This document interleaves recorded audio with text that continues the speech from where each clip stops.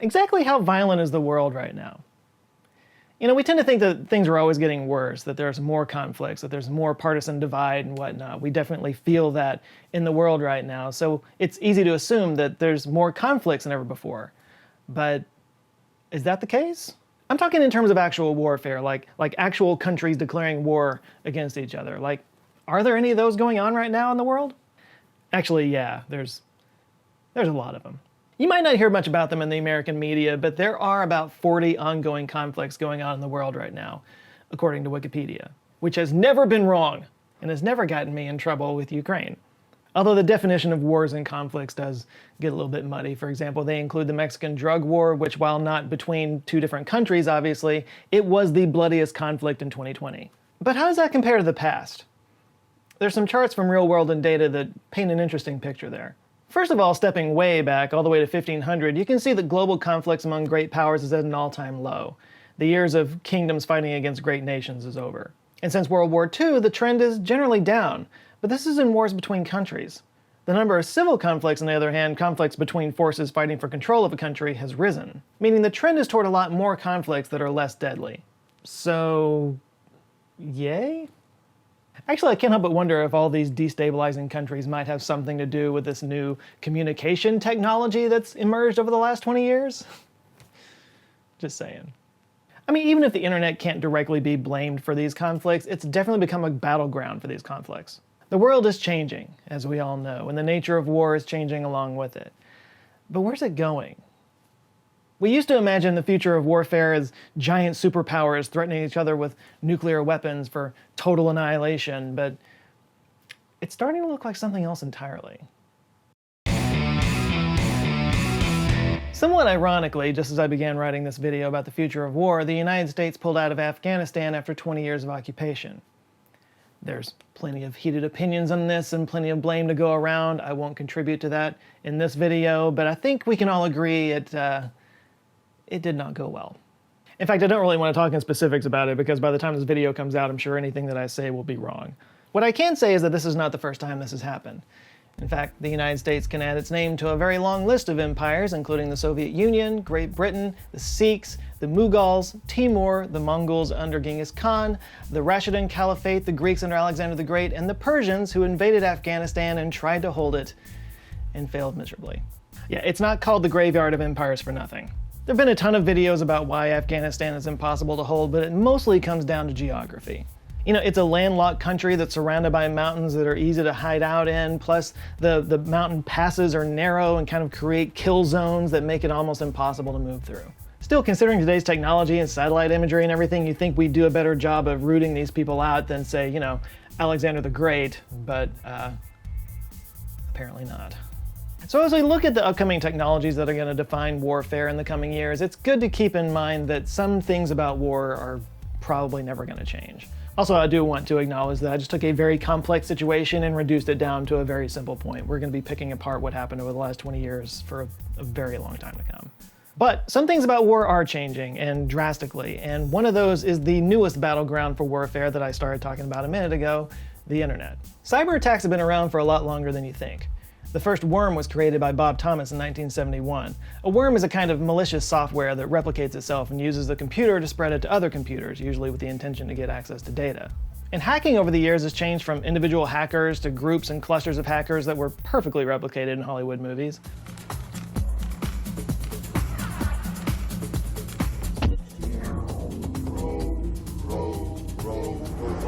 To today, where entire nation states are devoting billions of dollars to build hacker farms, launching endless attacks to access sensitive systems of foreign adversaries, and even into allies. One notable example is the Russian SolarWinds cyber attack. A quick recap is that the parent company Orion had malicious software inserted into their SolarWinds project without their knowledge. And the hackers did this via the update server, so every time an update was triggered, it would just spread that malicious software to all the users. Clever. And a recent cyber attack was carried out by the Chinese government using security flaws in Microsoft software. The Chinese government denied this accusation, but they were quick to point out that the US had the PRISM program, which was highlighted by Edward Snowden. So one misconception about cyber warfare, or at least one that I had, so I assume some of you might have had it, is that it's just about accessing information. which is obviously bad, but that's more intangible. It's not as concrete as, blowing people up with explosions. Except a cyber attack in Iran did exactly that. In April of this year, an explosion at the Natanz uranium enrichment site was caused by a power failure that was apparently caused by a computer hack. The main culprit in this was Israel, according to the New York Times. So yeah, cyber attacks do actual damage. In fact, it's fairly common for countries to attack each other's power grids, and in fact, Russia's doing it almost as a sort of psychological warfare. According to reporter David E. Sanger, malicious code has been found in many power stations across the US. The code doesn't really do anything, but it does send a signal. According to Sanger, quote, "They've put code into our electric power grid as a reminder that at any time they wanted, they could begin starting blackouts in the United States." I mean, just a few months back, the Colonial Pipeline hack disrupted our fuel infrastructure and led to gas shortages all along the East Coast. I mean, that's another way to kneecap a country with cyber warfare. I mean, and on top of that, the absolute deluge of internet social media bots and fake pages and misinformation campaigns run from thousands of clickbait and content farms all around the world designed to sow discord in populations of other countries. I mean, why spend the money and the time and the resources and the effort to physically invade a country when you can just manipulate the populace to make them tear themselves apart? I mean, if you want to topple a world power but you don't have the resources to do so, that's the smart move. Sneak in through the back door. I'm just saying that's the kind of thing that, say, a former KGB agent would think of. Or anybody who doesn't have the high ground and is smarter than this guy. And we're probably just seeing the beginning of this. We've been hearing about cyber warfare for a really long time, but now for the first time we're really seeing it have real world consequences. When you can't fill up your car with gas because of a cyber attack, that makes it pretty real. So yeah, at the risk of sounding like Joe Stradamus, I do think we're going to be seeing a lot more of that in the coming years. So as annoying as two-factor authentication is, I think that's something we're all just going to have to get used to. So let's talk about drones now. Military drones have been a part of warfare for quite a while now, especially in Afghanistan, the Middle East. But we're far past the point where we're just blown away by the fact that some pilot in Indiana could fly a real-time mission on the other side of the world. Drones have come a long way in a very short time. For example, now you don't need a pilot at all. They can just be piloted by AI. The obvious advantage of drones is that you don't risk the life of a pilot or risk them being captured. And if it's a high-tech drone and there's very sensitive equipment on it, it can always just blow itself up to prevent it from falling into the hands of the enemy. But they can also maneuver in ways that no human pilot can do. Even the best, most trained pilots can manage about 9 Gs with compression suits and everything. A drone can handle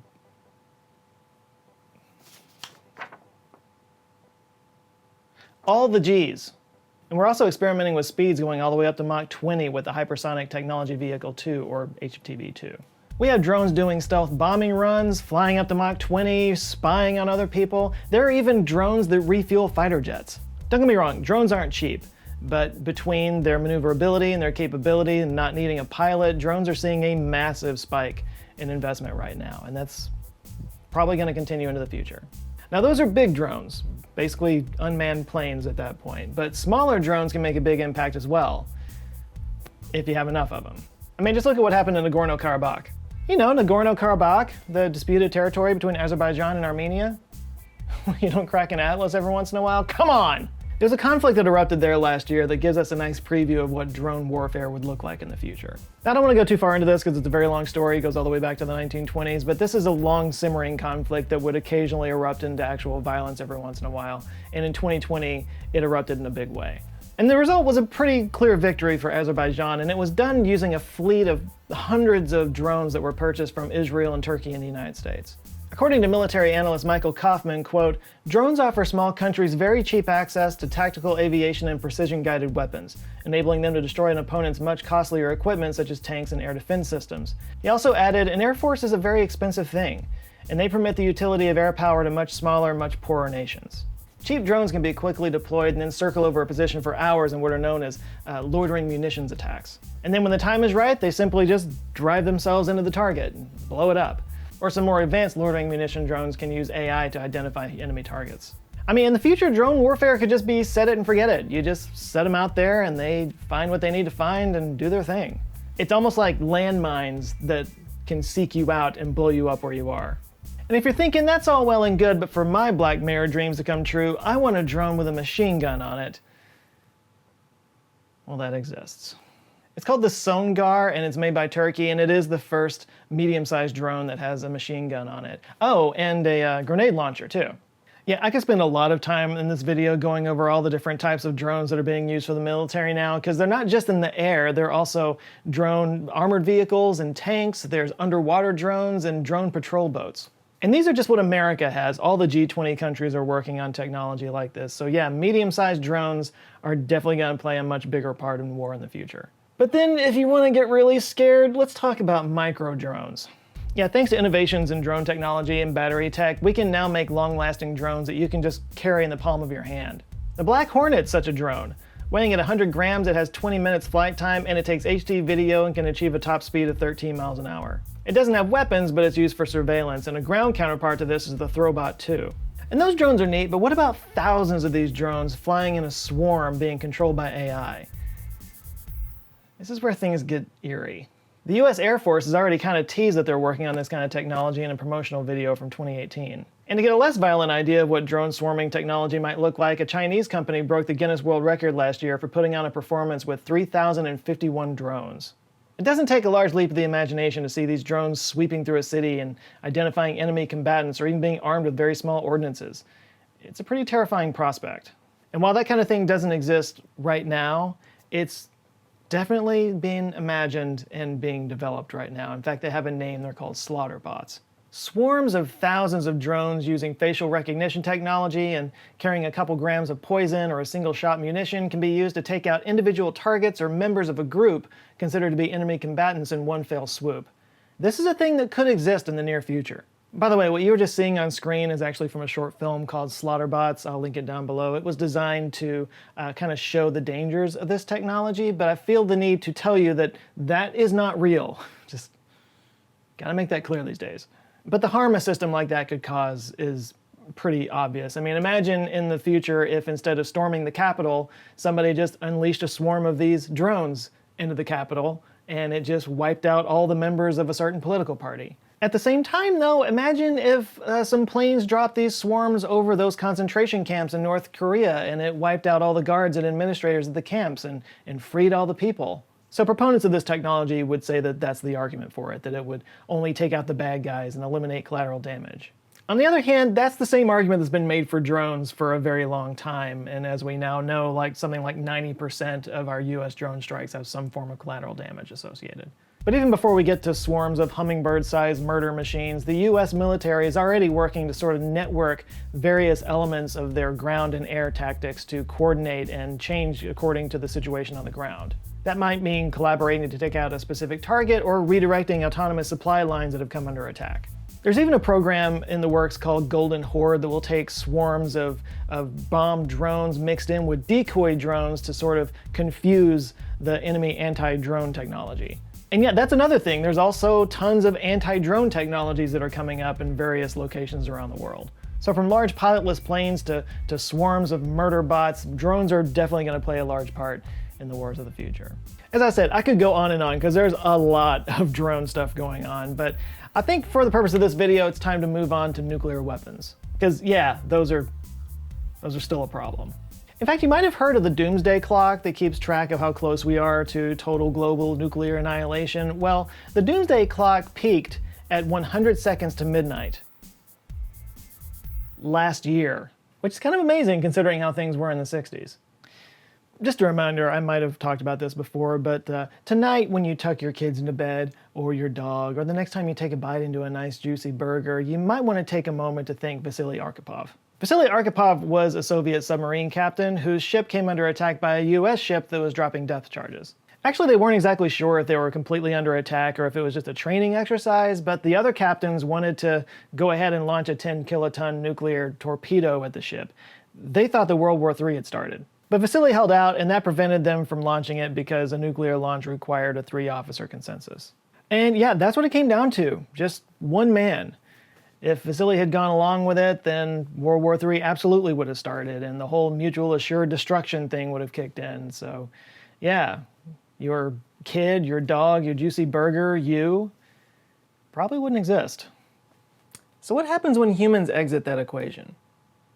Would an AI make the same choice? With AI controlling all these various aspects of the military that are tied into nuclear escalation, you could see how some kind of trigger could escalate into something uncontrollable really fast. Or going back to cyber attacks, what happens when, hackers get access to a totally digital system that encompasses all of our various space assets, but also nuclear? I mean, could we see a runaway reaction, a positive feedback loop to self-destruction? That's why the doomsday clock is so high. And by the way, we're talking about AI controlling the access to nuclear weapons. Just understand that all of that applies to all that cyber attack stuff that we were talking about earlier as well. AIs only enhance our ability to shut down infrastructure and manipulate markets and control voting patterns through social media. I mean, we already have bots doing exactly that. Setting up fake accounts, using fake pictures, and posting links to fake AI-generated articles. I mean, seriously, we've already entered a post-truth world. One of the biggest battles we're going to fight in the future is the war against misinformation, much of it driven by malicious AI. So the last area of future warfare we're going to talk about today, for this video anyway, is space. And viewers of this channel follow space stuff pretty closely, and it's pretty hard to miss that space has become a more militarized situation just by looking at the name of Cape Canaveral, which is now called Cape Canaveral Space Force Station. Yes, at the end of 2019, the Trump administration created the Space Force as a sixth branch of the military, and it was mostly met with laughter. Nobody took it seriously. In fact, it was taken so unseriously that Netflix created a sitcom around it. And that sitcom came out immediately, like literally 5 months after the announcement was made. They had aired their first episode. I mean, I personally was just confused because I felt like the Air Force already had that covered.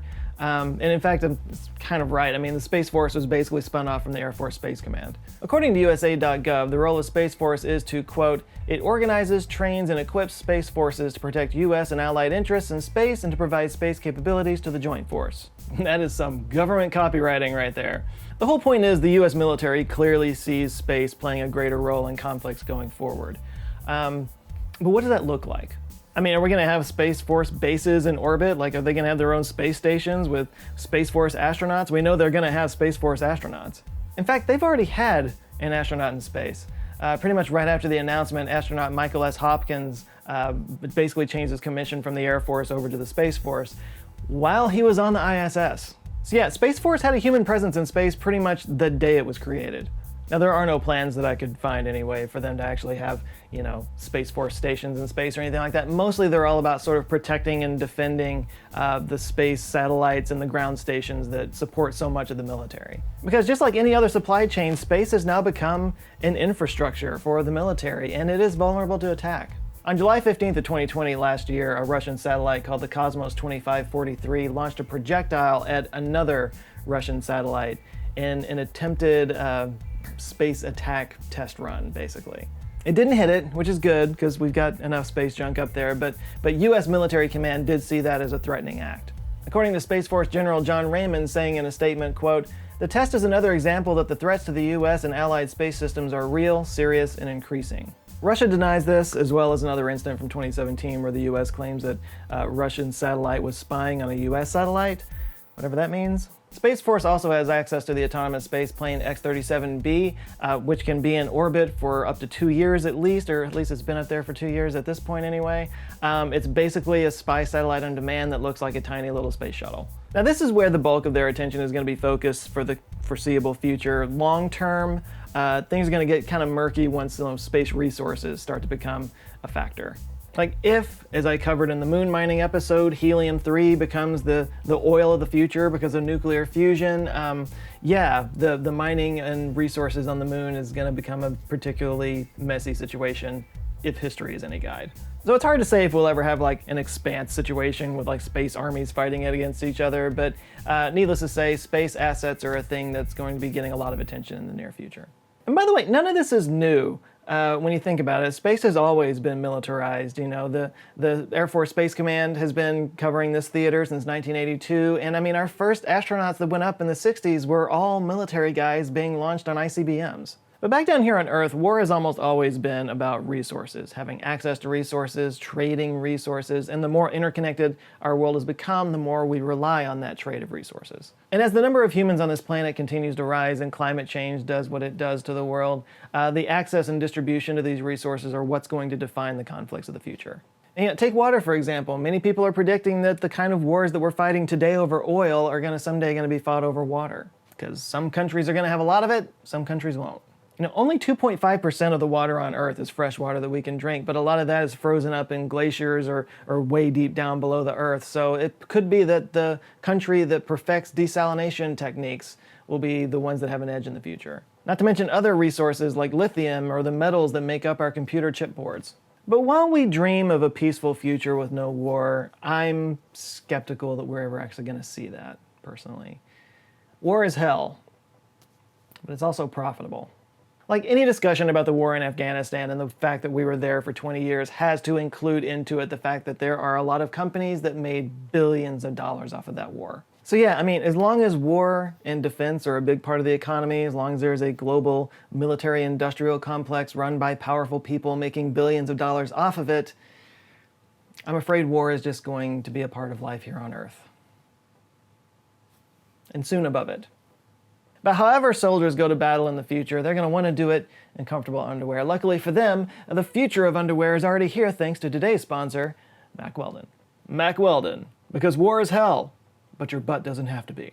You guys have heard me talk about Mack Weldon before. You've heard me talk about how they design multiple types of fabrics they use, from air knit to warm knit to the silver series that's antimicrobial and prevents odor. You've heard all that. You don't need to hear me mention it here. Again. What you might not know is that all these fabrics actually work together in what they call the daily wear system. Look, you're a busy guy. I get it. You don't want to spend time every morning thinking about what kind of clothes you want to put on. This is why Steve Jobs had a whole closet full of turtlenecks. Well, with the daily wear system, you have that same simplicity, only you don't have to wear the same thing all the time. From breathable t-shirts and polos to button-up shirts and shorts, underwear, you name it, these clothes are rooted in smart design and made with performance fabrics that are designed to work together. And you can get 20% off your first order when you go to mackweldon.com/JoeScott and enter the promo code JoeScott at purchase. If nothing else, just go check it out. You'd really be surprised at what all they have. There are some days when I think I walk out the door and I am decked head to toe in Mack Weldon. I've got a polo shirt, I've got workout shirts, I've got 3 pairs of shorts, like several pair of underwear, socks. I've got the whole thing. Anyway, it's worth checking out. I think you'll like it. Just go to mackweldon.com/JoeScott, enter JoeScott, the promo code, 20% off. You got it. Go check it out.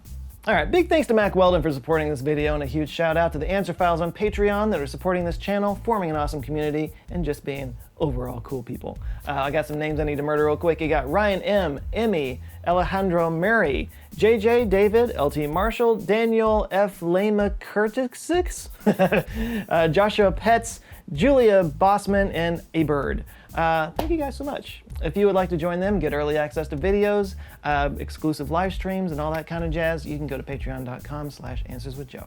By the way, t-shirts available at the store at answerswithjoe.com/store. I thought this was appropriate for today. Sort of sticks to spears to swords to guns to, yeah, the whole thing. There's all kinds of fun, nerdy shirts there. You can go check them out. Again, it's answerswithjoe.com/store. Please like and share this video if you liked it, and if this is your first time here, Google thinks you'll like this video, so you can go check that out, or any of the others on the side over here that got my face on them. And if you enjoy them, I invite you to subscribe. I come back in videos every Monday. All right, that's it for now. You guys go out there, have an eye-opening rest of the week, stay safe, and I'll see you next Monday. Love you guys. Take care.